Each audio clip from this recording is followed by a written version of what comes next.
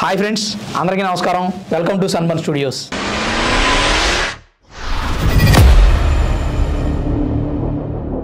ప్రధాని మోదీ గారు వారణాసిలో పర్యటించారు. ఆయన వారణాసిలో పర్యటించడం ఆ వారణాసి ప్రజలకి చాలా సంతోషం కలిగించింది. ఆయన ఇచ్చినటువంటి స్పీచ్ కూడా ఒక రేంజ్లో ఉంది. ఆయన మాట్లాడుతున్న ప్రతి మాట తోటలాగా ఉంది. అపోజిషన్ వాళ్ళు కూడా ఆశ్చర్యపోయేటువంటి మాటలు మాట్లాడారు. అలాంటి మాటలు మాట్లాడిన ఆయన వారణాసి వెళ్ళినా కానీ విశ్వనాథ స్వామి ఆలయాన్ని దర్శించుకోలేదు. ఎందుకనంటే శ్రావణ మాసం కావడంతో భక్తులు బాగా రద్దీగా ఉన్నారు. భక్తులకి ఇబ్బంది కలిగించకూడదనే ఉద్దేశంతో ఆయన ఆలయాన్ని దర్శించుకోకుండానే తన ప్రసంగాన్ని ముగించారు. ఆ ప్రసంగంలో ఆయన మాట్లాడిన మాటలో యావత్ ప్రజానికానికి స్ఫూర్తి కలిగిస్తుంది. యువతకి కూడా మంచి ఇన్స్పిరేషన్. మనం ఎన్నో కార్యక్రమాలు చేసాం. ఆపరేషన్ సింధూర్ని విజయవంతంగా జయించాం. శత్రువులకి సరైన సమాధానం చెప్పాం. మన దేశ పౌరులు చనిపోవడం నాకు చాలా బాధేసిందని చెప్పి ఆయన మాట. వాస్తవంగా అంతమంది చనిపోవడం చాలా బాధ కలిగించింది. మనలాంటి వ్యక్తులకే ఎలా ఉంటే దేశాన్ని పరిపాలిస్తున్న వ్యక్తికి ఎంత బాధ ఉంటుంది. పైగా చుట్టుపక్కల నుంచి ప్రతిపక్షాలు, పరాయి దేశస్తులు రాబందులు పొడిచినట్టు పొడుస్తూ ఉంటారు.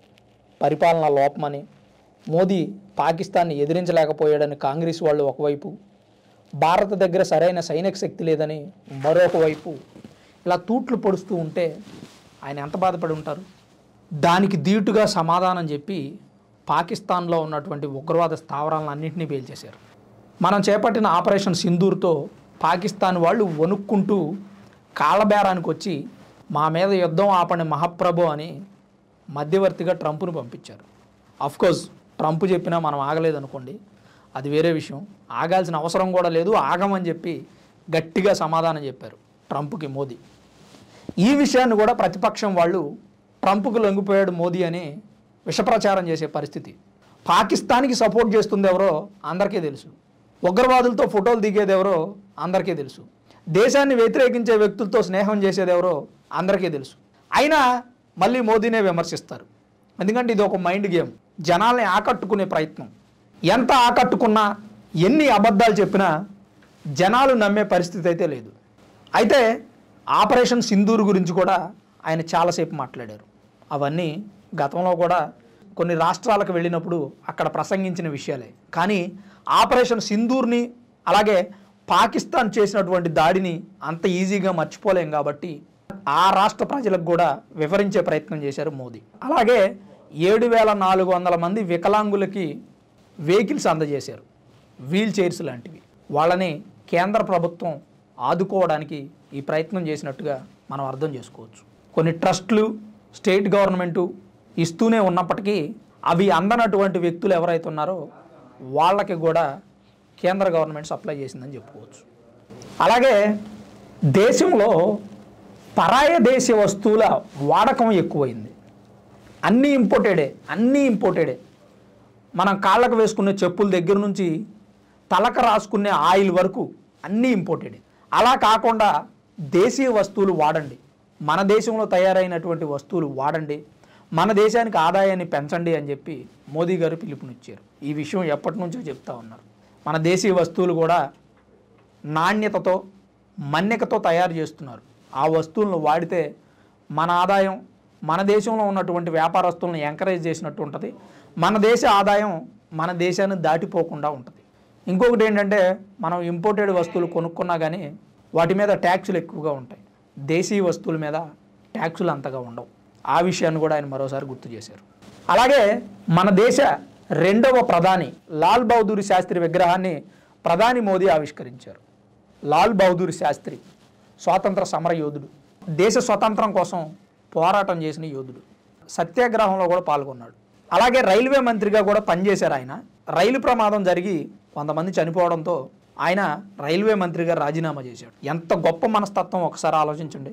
ఆయన రైల్వే మంత్రిగా ఉన్న సమయంలో అలాంటి ప్రమాదం జరగటం ఆయన చేతగాని తనం అని ఆయనే నిర్ణయించుకొని రాజీనామా చేశారు.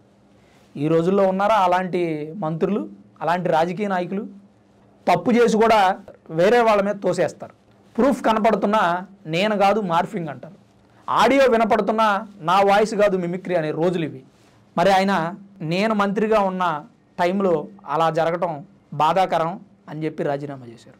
అలాంటి వ్యక్తి విగ్రహం ప్రధాని మోదీ అఫ్కోర్స్ ఆయన నేషనల్ కాంగ్రెస్కి చెందిన వ్యక్తే, అయినా కానీ మోదీ గొప్ప వ్యక్తుల విషయంలో పార్టీలు చూడరు అని అనడానికి ఇదే ఉదాహరణ. లాల్ బహదూర్ శాస్త్రి విగ్రహాన్ని ఆవిష్కరించారు మోదీ. అలాగే వారణాసిలో బీజేపీ సభ్యత్వ కార్యక్రమాన్ని ఈరోజు ఆయన స్టార్ట్ చేశారు. బీజేపీ సభ్యత్వం తీసుకునే వ్యక్తులు ముందుకొచ్చి ఆ పార్టీ యొక్క సభ్యత్వం తీసుకోవడానికి అవకాశం కల్పించారు. అలాగే ఇంకా దేశం గురించి, దేశ అభ్యున్నతి గురించి, ఆర్థిక రంగంలో మనం ముందుకు పోవాలంటే ఎలాంటి నిర్ణయాలు తీసుకోవాలని చెప్పి ఆయన చాలా విధాలుగా, ఆయన చాలా రకాలుగా మాట్లాడారు, చాలాసేపు ప్రసంగించారు. మోదీ గారి పర్యటన ద్వారా మనం అర్థం చేసుకోవాల్సింది ఏంటంటే ఆయన మనస్తత్వం. లాల్ బహదూర్ శాస్త్రి విగ్రహం ఆవిష్కరించడంతో ఇందాక నేను చెప్పినట్టు గొప్ప వ్యక్తి అయితే పార్టీ అనవసరం, అది మనకు క్లియర్గా అర్థమవుతుంది. రెండోది, ఆపరేషన్ సింధూర్ గురించి స్టేట్లో ఉన్న ప్రజలు తెలుసుకోవాలనే ఉద్దేశంతో ఆపరేషన్ సింధూర్ గురించి కూడా మాట్లాడారు. అలాగే అంత గొప్ప హిందూ సాంప్రదాయం కలిగినటువంటి నాయకుడు శ్రావణ మాసం కావడంతో ప్రజలు గుడిలో రద్దీగా ఉంది, వాళ్ళకి ఇబ్బంది కలగకూడదని చెప్పి దైవ దర్శనాన్ని కూడా వాయిదా వేసుకున్నారు. ఇక్కడ ప్రజల శ్రేయస్సును కోరుకుంటున్నారనే విషయం మనకు అర్థమవుతుంది. మరి ప్రధాని దైవ దర్శనానికి వెళ్తే ప్రోటోకాల్ ప్రకారం గుడిలో భక్తులందరినీ నిలిపేయాలి, ప్రత్యేక దర్శనం జరగాల్సి ఉంటుంది. మరి ఆ పరిస్థితిలో భక్తులు ఇబ్బంది పడతారని దాన్ని కూడా వాయిదా వేసుకున్నారు ఆయన. అసలు అన్నింటికంటే ముఖ్యమైన కార్యక్రమం ఈరోజు వారణాసిలో జరిగింది. పిఎం కిసాన్ డబ్బులు విడుదల చేయడానికి అక్కడికి వెళ్ళారు ఆయన. రైతులకు ఇవ్వాల్సినటువంటి పిఎం కిసాన్ డబ్బులు అవి, వాటిని రిలీజ్ చేశారు. సుమారు 21 కోట్లు.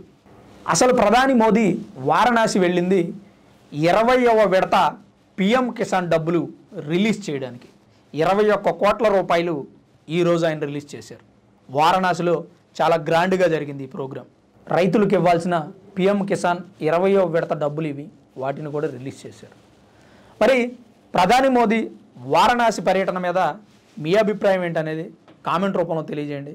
అలాగే బీజేపీ నాయకుడు అయ్యుండి కాంగ్రెస్ నాయకుడి విగ్రహావిష్కరణ చేయడం కూడా మీకు ఎలా అనిపించింది అనేది కామెంట్ రూపంలో తెలియజేయడం మాత్రం మర్చిపోవద్దు. Thanks for watching this video. This is Ram signing off sunburn studios.